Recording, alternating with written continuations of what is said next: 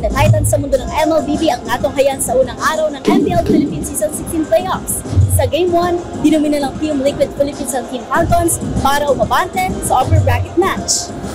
Magpapatuloy ang karera ng TLPH para madepensahan ang kanilang titulo bilang hari ng MLBB matapos matalo ang Team Falcons at masecure ang slot sa upper bracket kontra sa Onyx Philippines. Pinataob ng MSC 2025 Kings ang Team Falcons with 3-1 score upang panatilihing buhay ang kanilang Golden Road. Dominante ang Cavalry sa Game 1 matapos makapagtala ng isang one-sided 16-1 kill score. Kontrolado nila ang mapa at mga major objective at tinapos ang laban sa loob lamang ng 11 minutes and 21 seconds. Pinangunahan ito ni Kiel Oheb Soriano gamit ang Ruby na may malinis na 309 KDA. Sinubukan namang bumalik ng Team Falcons, ngunit muling pinatunayan ng Team Liquid PH ang lakas nito sa Game 2. Nice try sa kanila. Feel ko naman pinigay na rin nila lahat ng best nila at saka mga tinatago nila. Sadyang siguro mas better team lang kami ngayong araw. And sobrang pinagandaan talaga namin and sobrang gigil namin sa mga nangyari sa amin sa regular seasons na hindi naasahan. Kaya sobrang focus lang talaga namin sa laro ngayon tsaka sobrang gigil. Muling bumida si Oheb. Ngayon naman, gamit ang Harit. Matapos makapag-triple kill sa huling base turret push upang itulak ang Team Liquid PH sa 2-0 match point with 903 KDA. Uminit ang laban sa Game 3 sa palitan ng malalakas na team fights. Napasa kami ng Team Liquid PH ang maagang lamang, ngunit nabalikan ito matapos ang perpektong Raging Sandstorm Flicker combo ni Rogue Ogwen Unigo sa kanyang Khaled sa 10 minutong laban malapit sa Lord Pit. Nagtala si Marco Super Marco Recatiano ng impressive 924 KDA gamit ang Bane para mapababa ang lamang sa 2-1. Gayunman, iyon na ang huling paglipad ng Falcons. Ay, masaya. Kaso nga lang hindi tumagal. Yung parang nasasayangan ako kasi hindi tumagal. Mas sobrang saya sana kung umabot ng Game 5. Siyempre, hindi naman after losing doon mo lang ma-realize yung mga picks na what could have done better, what could have picked better.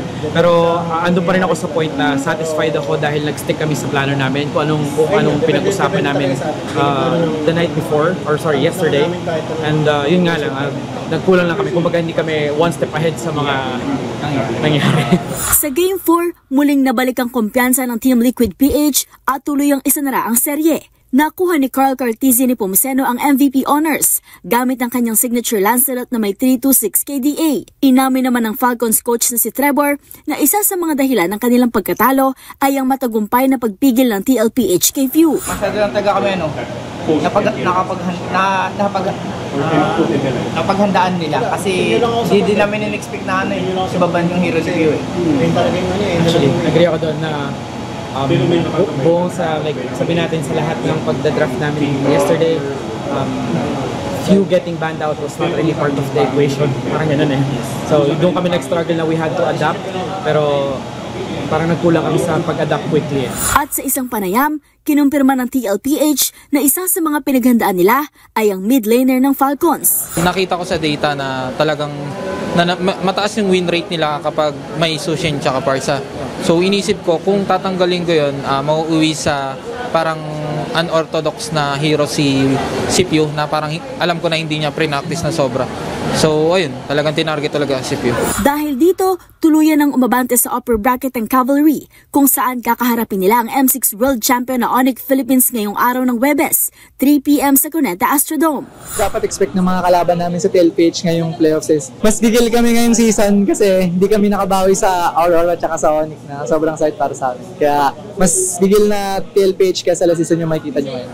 Sa ikalawang game, naging mainit din ang agawan sa upper bracket slot. Pero nanaig ang TNC para may pagpatuloy ang kanilang karera sa kampyonato. Tinapos ng TNC Pro Team ang 7 season na paghihirap matapos makuha ang kanilang unang top 4 finish sa MPL Philippines Season 16 Playoffs. Matapos tulunin ng Twisted Minds with 3-2 victory kagabi. Bumida si Justin Zaida Palma sa kapanapanabik na Game 5 matapos ipamalas ang kanyang signature Fanny upang ibuhos ang lakas ng TNC at wakasan ang taong-taong pangungulila sa mga playoff win. Ito ang unang top 4 finish ng TNC mula pa noong Season 9, isang malaking patunay ng muling pagbangon ng kupunan matapos ang ilang season sa ilalim ng standings. At bitbit ang kanilang mataas na kumpiyansa, haharapin ng TNC Pro Team ang top seed na Aurora Gaming sa upper bracket.